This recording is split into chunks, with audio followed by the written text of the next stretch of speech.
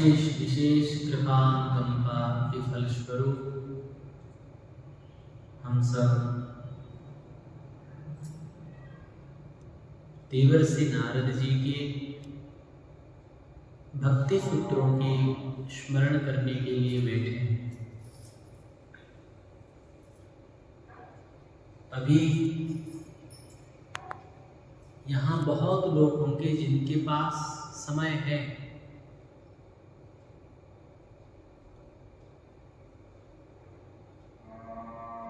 कोई बैठकर गप मारते होंगे,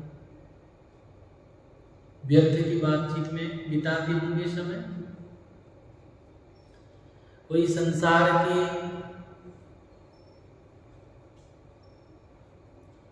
मिथ्या प्रपंच में फंसे हुए होंगे,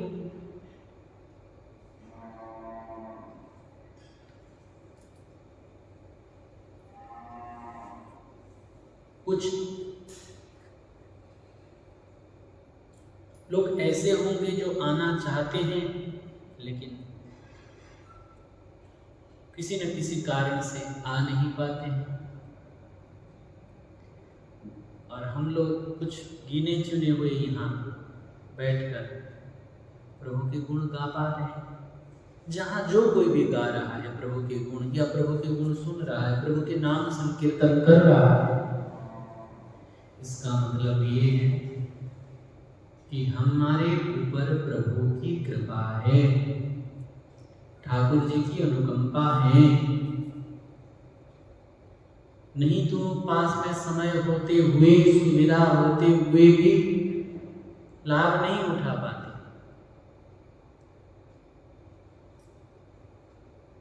भगवान जिसको चुनते हैं वही प्रभु की कीर्तन कर सकता है, प्रभु के नाम रट सकता है।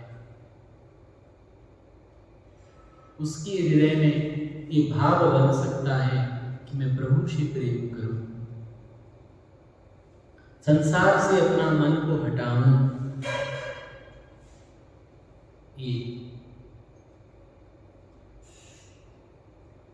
प्रभु की कृपा पात्र जन ही ये लाभ उठा सकते हैं जो लाभ हमें प्रभु प्रदान किए हैं।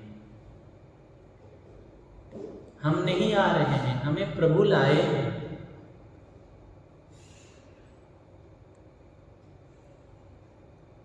हम आ रहे हैं या हम गा रहे हैं, हम सत्संग कर रहे हैं, हम सत्संग सुन रहे हैं, इसमें अहंकार आएगा और ये सत्य है भी नहीं।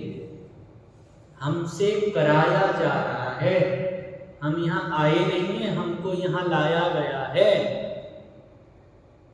लाने वाले कराने वाले कौन? हमारे प्रियतम, हमारे प्रभु, जो हमें अपनाना चाहते हैं, जो हमें आलिंगन प्रदान करना चाहते हैं।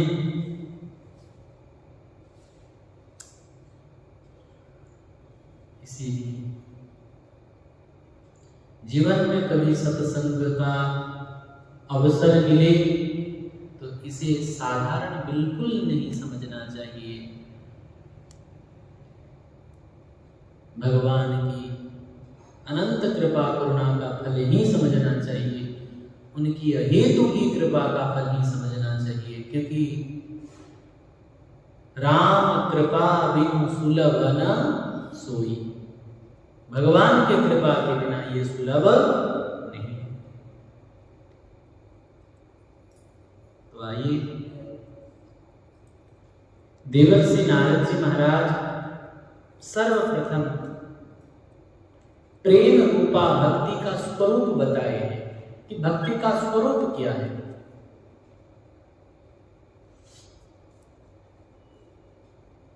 प्रथम सूत्र में कहते हैं अथातो भक्तिं व्याख्यास्यामः, अर्थात अब हम भक्ति की व्याख्या करेंगे। देवर्षि नारद जी कहे, इसका मतलब अथ और अतः शब्द से यह प्रतीत होता है कि भक्ति मार्ग के आचार्य परम भक्त शिरोमणि, सर्वभूत में हित करने वाले, सर्वभूत हित में जो रत रहने वाले, दयानिधि देवर्षि नारद जी अन्यान्य सिद्धांतों की व्याख्या कर चुके हैं, ज्ञान की, योग की, कर्म की व्याख्या कर चुके हैं। अब जीवों के कल्याणार्थ परम कल्याणमयी मुक्ति के स्वरूप और साधनों की व्याख्या आरंभ करते हैं। नारद जी कहते हैं प्रेम रूपा भक्ति के स्वरूप के बारे में कि सा त्वस्मिन् परम प्रेम रूपा, वो भक्ति ईश्वर के प्रति परम प्रेम रूपा है। भक्ति के अनेक प्रकार बतलाए गए हैं। भक्ति के स्वरूप अनेक प्रकार बतलाए गए हैं, परंतु नारद जी जिस भक्ति की व्याख्या करेंगे वो भक्ति प्रेम स्वरूप है।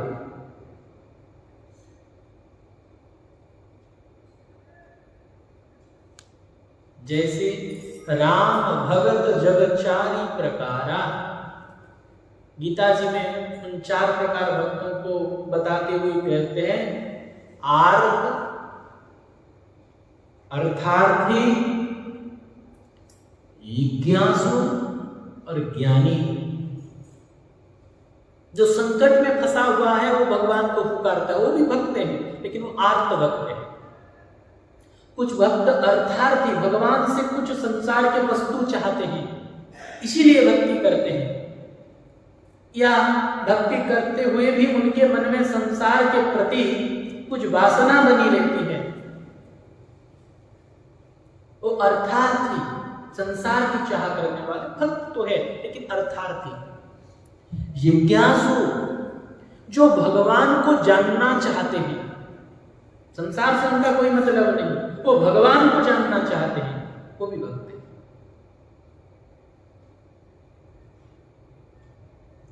और चौथे भक्त हैं ज्ञानी, जो भगवान को जान गए हैं और भक्ति कर रहे हैं। जानना बाकी नहीं है। श्री सुखदेव भगवान आदि सनकादिक भगवान, शंकर भगवान, ज्ञानी भक्त। लेकिन देवर्षि नारद जी जिस भक्ति की व्याख्या करने के लिए कह रहे हैं, ये भक्ति कैसा है? बोले परम प्रेम रूपा। आर्थ, अर्थार्थी, जिज्ञासु, ज्ञानी, इन चारों से ऊपर प्रेमी होता है। प्रेमी भक्त, आर्त भक्त, अर्थार्थी भक्त, जिज्ञासु भक्त, ज्ञानी भक्त और एक होता है प्रेमी भक्त।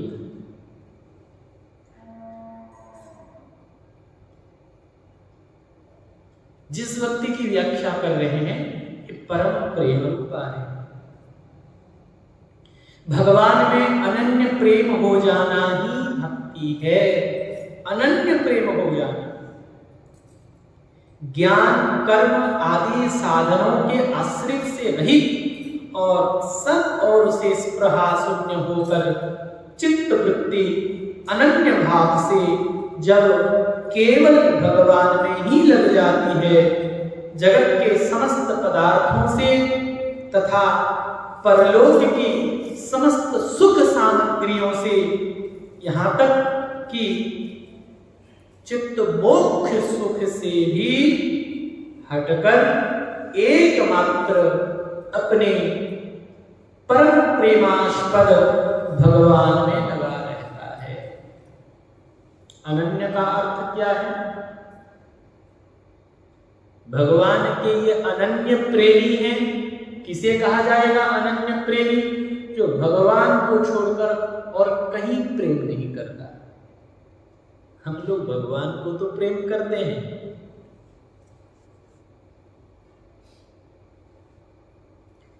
लेकिन 4 आना भगवान को प्रेम करते हैं तो 100 टोका वाला प्रेम तो दुनिया में फैलाए हुए हैं। प्रेम तो करते हैं, लेकिन 4 आना का प्रेम भगवान से तो फिर बहुत सारे अनन्य नहीं हो पा रहे हैं हम लोग।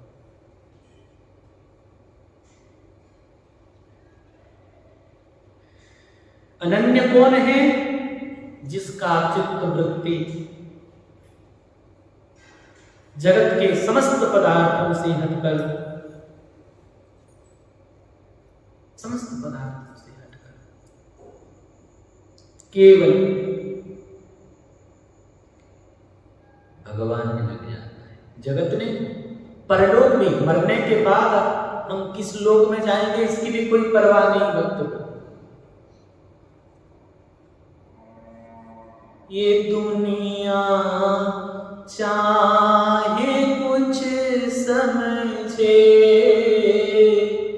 मुझे विश्वास है पक्का।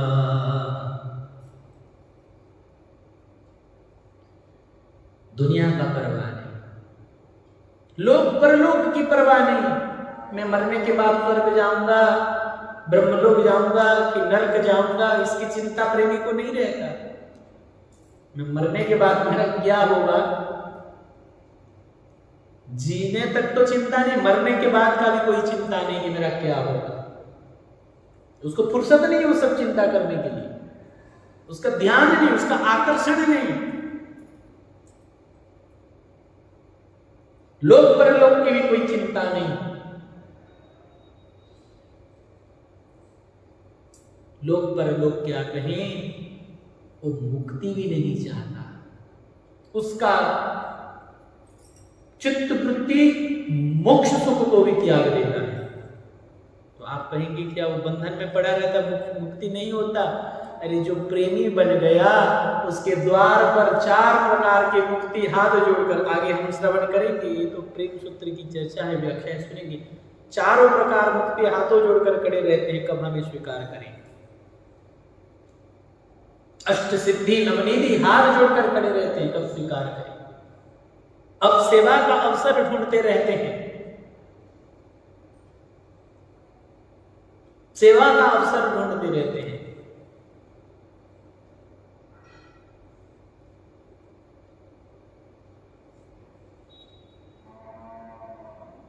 अनन्य कौन है?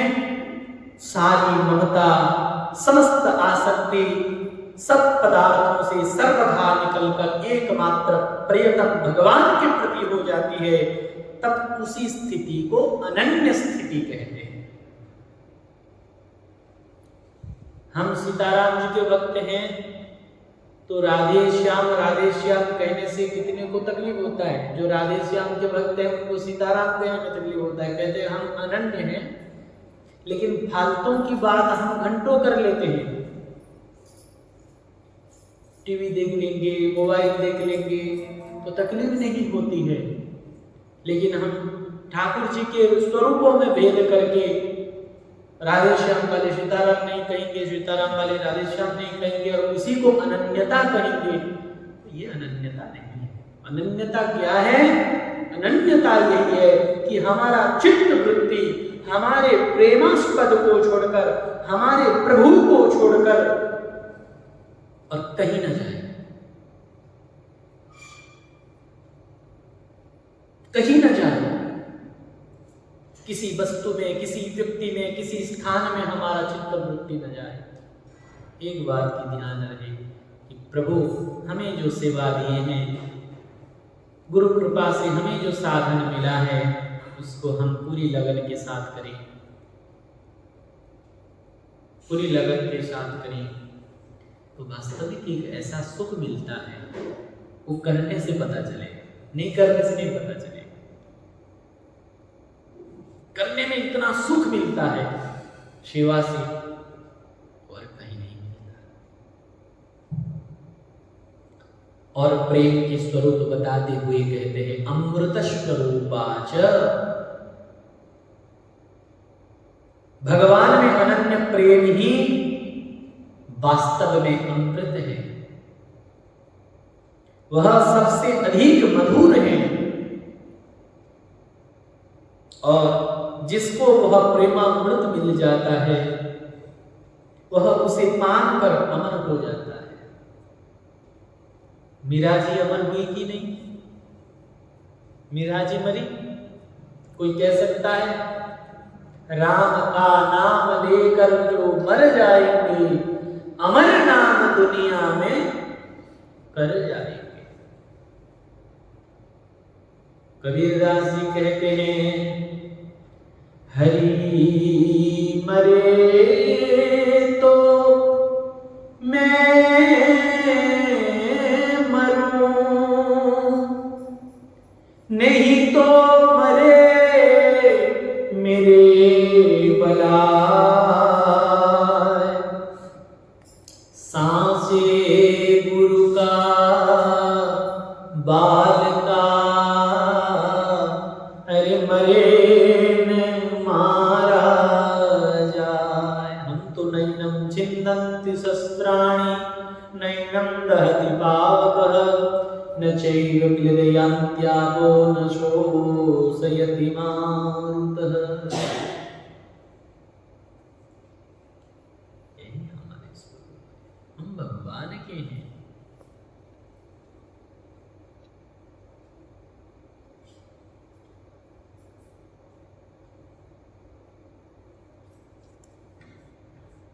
जो भगवान के प्रेम को प्राप्त कर लिया वो अमर हो जाएगा। अमर माने शरीर से अमर नहीं, शरीर तो नाशवान है।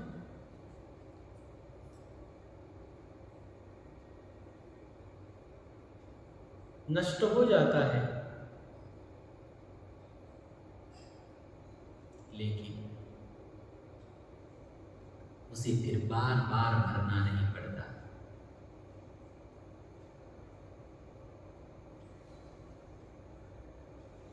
मरने के लिए सारा संसार डरता है शरीर से, लेकिन वही कबीरदास जी कह रहे हैं, मरने को सारा जग डरे लेकिन मेरो मन आनंद। क्यों? क्योंकि कब मरी हूं कब पाई हूं पूर्ण परमानंद।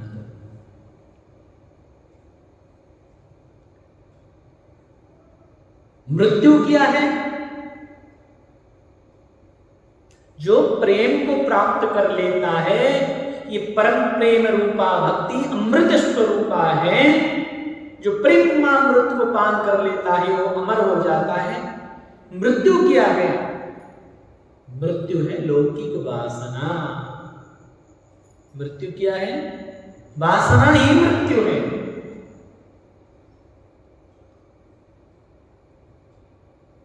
चाहे वासना 3 प्रकार की,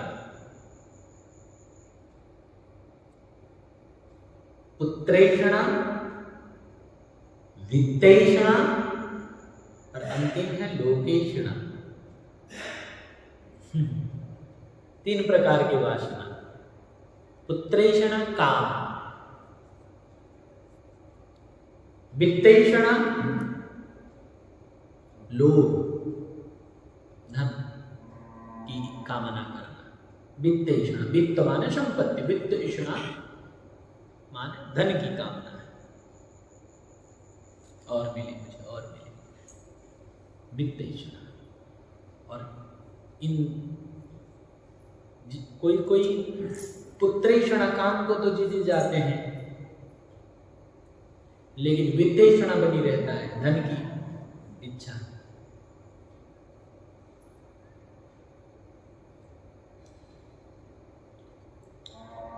बहुत खतरा है और बहुत भयंकर है, बहुत बहुत भयंकर है। ऐसे देखा जाता है कि इतना धन है कि 14 पीढ़ी तक भी चल जाएंगे, लेकिन उसके बाद भी क्या धन की कामना समाप्त होती है? बड़े ये नहीं कि पुत्रेषणा कोई साधारण है, काम वासना कोई साधारण, काम वासना भी बहुत खतरनाक है। बड़े बड़े त्यागी तपस्वियों को धूल चटा दिया काम वासना।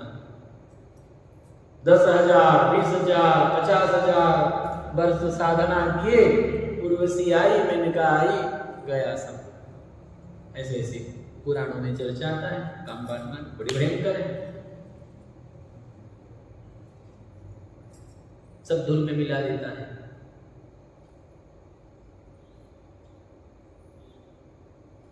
लेकिन उससे भी खतरा वित्तेषणा है, धन की कामना। काम को भी जीत जाए तो बड़े बड़े त्यागी तपस्वी जो पैसा छूते नहीं है, बस वो चिमटा में रखते ना, चिमटा। वित्तेषणा बड़ी खतरनाक है। और कुछ लोग तो कामिनी और कांचन अर्थात काम वासना और धन की वासना, इन दोनों को जीतने के बाद भी और एक वासना बनी रहती है, लोकैषणा। लोग मुझे अच्छा कहें, इतने बड़े महाराज जाने, इतने बड़े त्यागी हैं, इतने बड़े तपस्वी हैं, इतने बड़े अच्छे हैं, किसी भी बात की लोग मुझे भला कहें, ये बात की वासना बड़ी खतरनाक है। जब तक व्यक्ति भगवान के अनन्य प्रेम को नहीं प्राप्त कर लेता, तब तक ये बनी रहती कि लोग मुझे अच्छे ही कहें। विनय पत्रिका में गोस्वामी जी भी कहते हैं, हम लोगों की हृदय की धन्यता को प्रकट करते हुए कहते हैं कि ये राम जी, कोई कुछ दे और मुझे भला कहे, ये मन से नहीं जा रहा है। ये गोस्वामी जी की दशा नहीं है, ये हम लोगों की दशा है। हमें कोई कुछ दे और हमको भला कहे, ये है वासना। तो त्रैषणा, वित्तेषणा और लोकैषणा, ये तीन वासना ही मृत्यु है। जब ये तीनों वासना हमारा हृदय से खाली हो जाएगा, चला जाएगा, तो फिर मृत्यु कहाँ है? मृत्यु तो है नहीं। ये शरीर छोड़ना तो कपड़ा बदलना के जैसा है।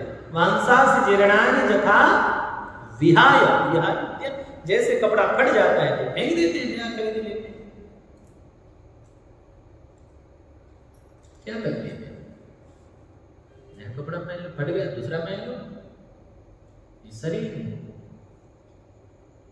छोड़ दे, कोई स्त्री मिल जाएगा। इसीलिए वासना ही मृत्यु है। अनन्य प्रेमी भक्त के हृदय में न पुत्रेषणा रहता है, न वित्तेषणा रहता है, न लोकैषणा रहता है। तो फिर कौन सी वासना रहती है? कुछ वासना नहीं रहती, बोले रहती है एक वासना। क्या है वो वासना? तब कह रहे हैं देवर्षि नारद जी कि अनन्य प्रेमी भक्त के हृदय में भगवत प्रेम की एक नित्य नवीन और पवित्र वासना के अतिरिक्त दूसरी कोई वासना रह नहीं जाती।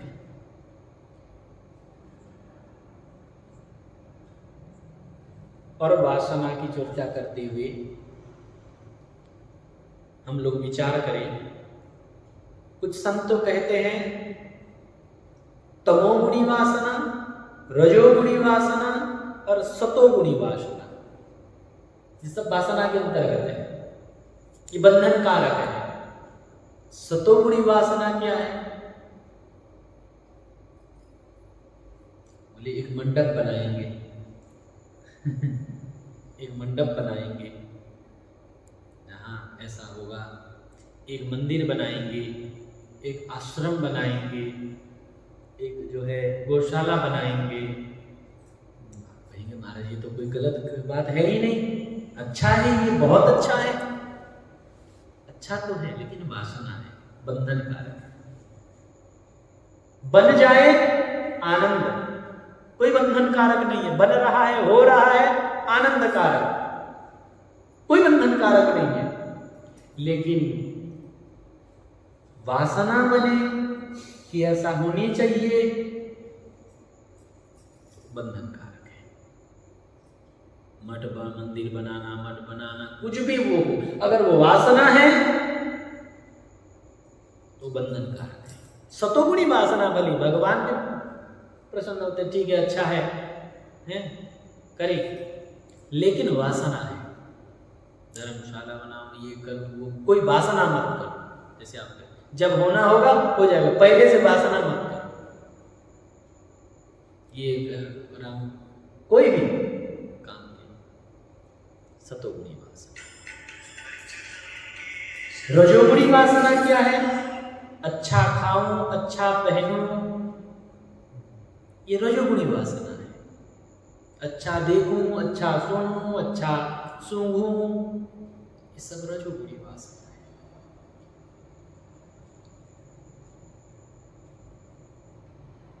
और जिसे शास्त्र संत मना कर रहे हैं, ऐसे वासना करना, ऐसे कामना करना, वो तमोगुणी कामना है, तमोगुणी वासना है। जैसे प्याज लहसुन खाना, अभक्ष खाना, 5 बजे यदि उल्टा सीधा चीज खाना, शास्त्र संत मना कर रहे हैं। और ऐसे चीज खाने पीने का मन हो, वो तमोगुणी वासना है। जिसे शास्त्र विरोध कर रहा है, निषेध कर रहा है, ऐसे कर्म करना, करने के लिए इच्छा करना, कामना करना, तमोगुणी वासना है। तमोगुणी, रजोगुणी और सतोगुणी, 3 समझ में आ गया। और ये तीनों से परे एक वासना है, वो है निर्गुण वासना। क्या है वो वासना? नयनं गलदश्रुधारया बदनं गदगदरुद्रया गिरा पुलके निचितं वपुपदा तव नाम ग्रहणे भविष्यति। कब वो दिन आएगा जिस दिन प्रभु के नाम कीर्तन करते करते मेरा कंठ अवरुद्ध हो जाएगा, गला भर जाएगा, मेरे नेत्रों से अविरल अश्रु की धारा प्रवाहित होगा। कब वो दिन आएगा जब मैं राम कृष्ण हरि श्री राधे संकीर्तन करूं तो मेरी आंखों में आंसू बहने लगेगा, शरीर रोमांचित हो जाएगा, कंठ अवरुद्ध हो जाएगा। यही वासना, ये भी तो वासना कामना हुआ। कब ऐसा होगा कि कब वो दिन आएगा जिस दिन ऐसा होगा, ये भी वासना है। लेकिन ये निर्गुण वासना है, ये बंधन कारक नहीं है, ये आनंद देने वाला है, संसार में फंसाने वाला नहीं है, ये प्रभु चरणों में पहुंचाने वाला है। मन में ये वासना करें कि कब वो दिन आएगा जिस दिन श्री किशोरी, श्री लाडली, श्री श्यामा जो श्री राधा रानी के चरणों में मैं महावर लगाऊंगा। ललिता कृष्ण राधा रानी के चरणों में मैं महावर की रचना करूंगा, उनके हाथों में मैं मेहंदी लगाऊंगा। कब वो दिन जिस दिन मैं श्री किशोरी जी को अपने चर्म चक्षु से दर्शन करते हुए उनके सर्वों उन्मत्त नृत्य करूं।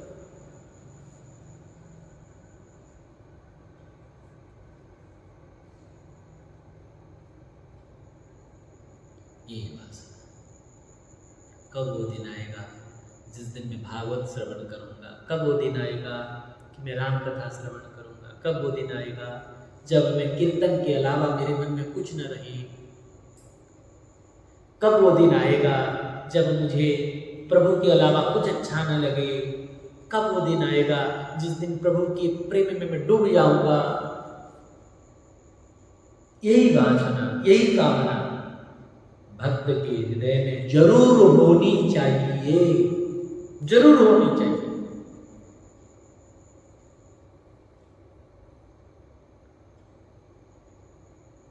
भगवत प्रेम की एक नित्य नवीन पवित्र वासना के अतिरिक्त दूसरी और कोई वासना नहीं रह जाती। शरीर संसार की कोई वासना नहीं, लोक परलोक की कोई वासना नहीं, मोक्ष की भी कोई वासना नहीं। इसी दुर्लभ वासना के कारण वह भगवान की मुनिमन हारिणी लीला का एक साधन बनकर कर्म बंधन युक्त जन्म मृत्यु के चक्कर से सर्वथा छूट जाता है। यही जो निर्गुण वासना की मैंने चर्चा की, ये निर्गुण वासना के कारण वो ये जन्म मृत्यु की चक्कर से छुटकर वहीं पहुंच जाता है। कहाँ? भगवान के चरणों में, जहां सूर्य चंद्र की भी गति नहीं है, पहुंच नहीं है। न तत्भासयते सूर्य न शशांको न पावकः यद गत्वा न निवर्तन्ते, जहां जाने से फिर लौटना नहीं है। यहाँ जो प्रियतम है, यहाँ के जो अपने स्वजन संबंधी हैं, बेटा बेटी, स्त्री पति पत्नी, घर परिवार, एक दिन छूट जाने वाला है। ना वो हमारा अता पता लेंगे, ना हम उनके अता पता लेंगे वो कहाँ है। लेकिन वो प्रियतम, जो प्रियतम एक बार मिल जाने से फिर कभी छूटता नहीं है उनका साथ। जब गत्वा, जहां जाने से न निवर्तन्ते, फिर लौटना नहीं होता है। तद्धाम परमं मम, हमें वहीं जाना है। कैसे जाएंगे? बोले यही निर्गुण वासना से। प्रभु की सेवा की वासना, प्रभु की भजन की वासना, प्रभु की प्रेम की वासना, और कोई वासना नहीं। वह सदा भगवान के समीप निवास करता है और भगवान उसके समीप। उपवास का अर्थ क्या है? हम लोग उपवास करते हैं ना, एकादशी को उपवास करते हैं, कोई सोमवार को उपवास करता है, कोई मंगलवार को उपवास। उपवास माने क्या है?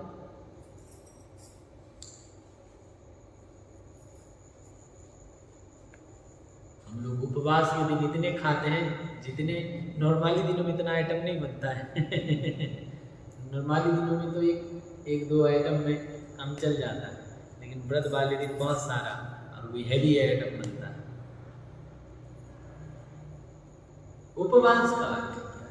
उप माने निकट, उप माने निकट, पास, वास माने बैठना, बसना, रहना, निवास करना। उपवास माने भगवान के निकट हम उस दिन रहना है, भगवान के सन्निधि में रहना है।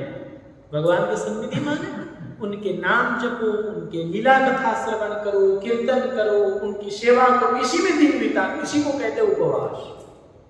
और ये सब करने के लिए बहुत हल्का भोजन, भोजन को, नींद को, एकादशी में केवल ये नहीं कि एकादशी का नियम ये है कि दशमी को ही केवल 5 ग्रास भोजन करे। उस दिन माँ भी पूछ रही थी एकादशी कैसा किया जाता है। वास्तविक वैष्णवों की एकादशी का नियम क्या है? बोले दशमी को भी पूरा भोजन नहीं, दशमी को केवल 5 ग्रास ही भोजन कर सकते हैं दिन में। 5 ग्रास करना चाहिए, ऐसा शास्त्र में वर्णन है। दशमी को केवल 5 ग्रास अर्थात स्वल्प भोजन।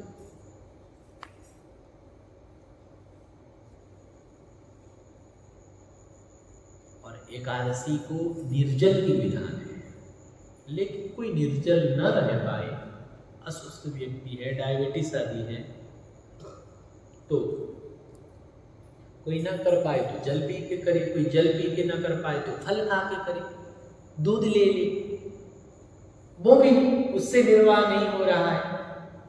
लेकिन निर्वाह करने वालों की हो रहा है, नहीं हो रहा है तो हल्का फुल्का कुछ फलाहार लेकर व्रत करना चाहिए। लेकिन बहुत सारी चीज खाने पीने से कहाँ व्रत होगा, उसमें तो नींद आएगा, चित्त वृत्ति सूक्ष्म नहीं बन पाएगा, तो फिर भगवान का ध्यान चिंतन भी बनेगा नहीं। इसीलिए व्रत वाले दिन हम अधिक से अधिक भगवान के उपासना में ही रहें, इसे कहते हैं उपवास।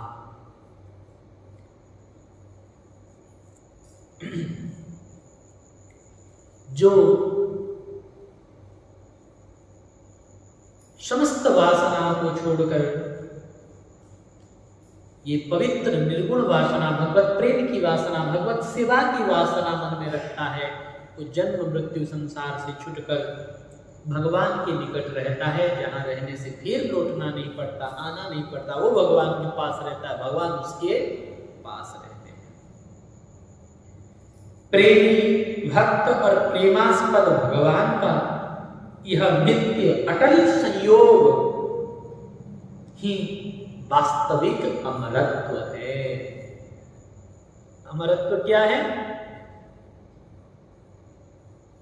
प्रेमी भक्त और उस भक्त के प्रेमास्पद भगवान, उनके अटल संयोग, यही अमरत्व है। दिन रात प्रभु के चिंतन में रहे, वो अमर हैं। और लौकिक वासना में जो फंसे हुए हैं, उलझे हुए हैं, वही मृत्यु है, वही मृत्यु है। इसी से भक्तजन मुक्ति न चाहकर भक्ति चाहते हैं। अस विचारी हरि भगति सयाने,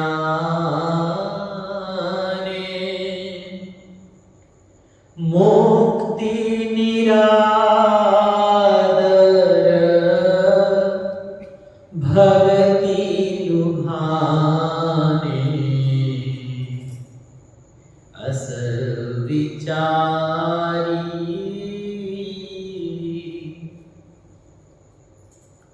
श्री नरसिंह मेहता जी कहते हैं, हरि ना जन तो मुक्ति न मांगे, जन्म जन्म अवतार दे, नित्य सेवा। जो हमको लोगों को प्राप्त हो रहा है, अपने ठाकुर जी घर में उनको सेवा कर रहे हैं, मुक्ति नहीं चाहते, भक्ति यही चाहते हैं। नित्य सेवा नित्य कीर्तन, हर जन्म जन्म अनुराग रे। बलि बलि बाली बाली क्या कह रहे हैं राम जी को?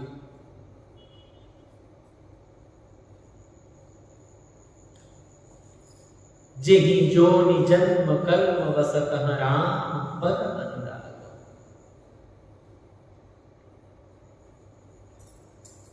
अवनाथ करी करुणा विलोकहु, देहु यह वर मांगहु, जेहि जोनि जन्मो कर्म बस तह राम पद अनुराग। मैं अपने कर्म के वशीभूत होकर जहां जहां जन्म हो, लेकिन हे राम जी आपके अनुरागी बने, आपके प्रेमी बने, आपके भक्त बने।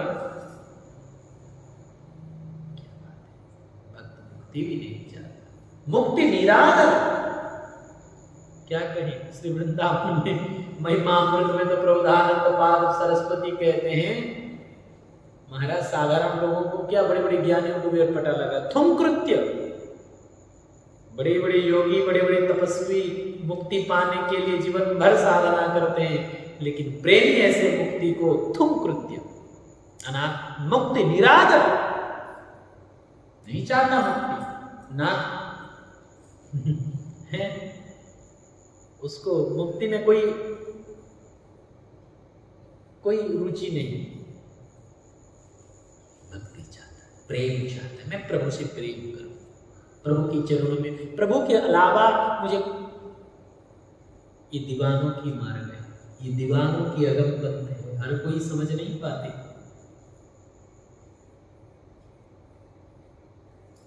यहाँ वो पागलपन चाहिए,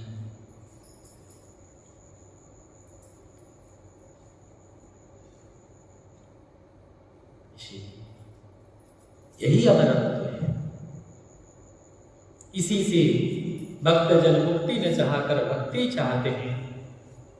इसीलिए प्रेम रूपा भक्ति का स्वरूप है अमृत स्वरूपाच, अमृत स्वरूप है। आज समय हो गया है, कल हम लोग सुनेंगे और भक्ति के स्वरूप।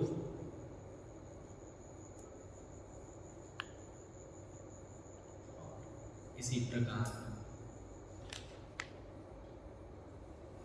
ठाकुर जी कृपा करुणा करें कि हम लोगों के ऊपर भी भक्ति का कुछ छींटा लग जाए, जिससे हम प्रभु के लिए अपने जीवन को समर्पित कर सके, प्रभु के लिए जिए, प्रभु के लिए मरे, प्रभु के लिए करें, प्रभु के लिए धरें,